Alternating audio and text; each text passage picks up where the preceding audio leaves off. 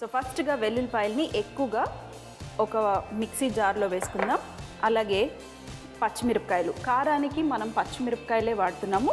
మీరు కారం కావాలంటే కారం వాడుకోవచ్చు, ఎందుకంటే ఇది మొత్తం గ్రీన్. మనం ఇందులో పుదీనా వేస్తున్నాం కదా, గ్రీన్ కలర్ ఉంటుంది, అందుకే నేను పచ్చిమిరపకాయలు వేసుకున్నాను కాస్త గ్రీన్ కలర్ కోసం.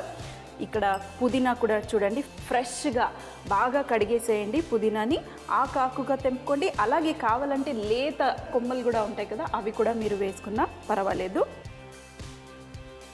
అలాగే ఉల్లిపాయ నాకు చక్కగా ఇంకొంచెం ఫ్లేవర్ కోసం వేసుకుంటున్నాను. మీరు వద్దు అనుకుంటే మీరు స్కిప్ కూడా చేసుకోవచ్చు. ఈ ఉల్లిపాయని కొంచెం కచ్చాపచ్చగా నేను చాప్ చేసుకున్నాను. అలాగే ఇందులో మనం కాస్త ధనియాల పొడి, ఇవన్నీ ఫ్లేవర్ కోసమే. అలాగే జీలకర్ర పొడి కొంచెం, హాఫ్ టీ స్పూన్ లేదా కొంచెం తక్కువ వేసుకున్నా ఏం పర్వాలేదు. అలాగే ఇందులో సాల్ట్ కూడా మీరు టేస్ట్కి తగ్గట్టు వేసుకోండి. ఫస్ట్ కొంచెం వేసుకుందాం, అవసరం అయితే ఇంకాస్త వేసుకుందాం. సో మరి నేను గ్రైండ్ చేసేసుకుంటాను.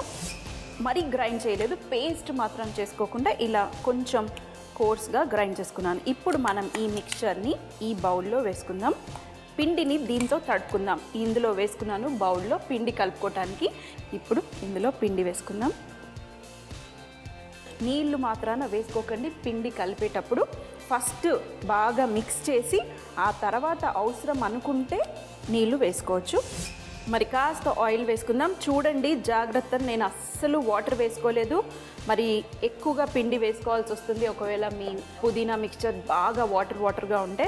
సో జాగ్రత్తగా ఉండండి, ఎక్కువగా వాటర్ లేకుండా గ్రైండర్లో వేసేసి మంచిగా గ్రైండ్ చేసుకోండి. ఒక 5 నిమిషాల పాటు రెస్ట్ చేసుకుని ఆ తర్వాత మనం పరాటాలు ఒత్తుకోవటమే.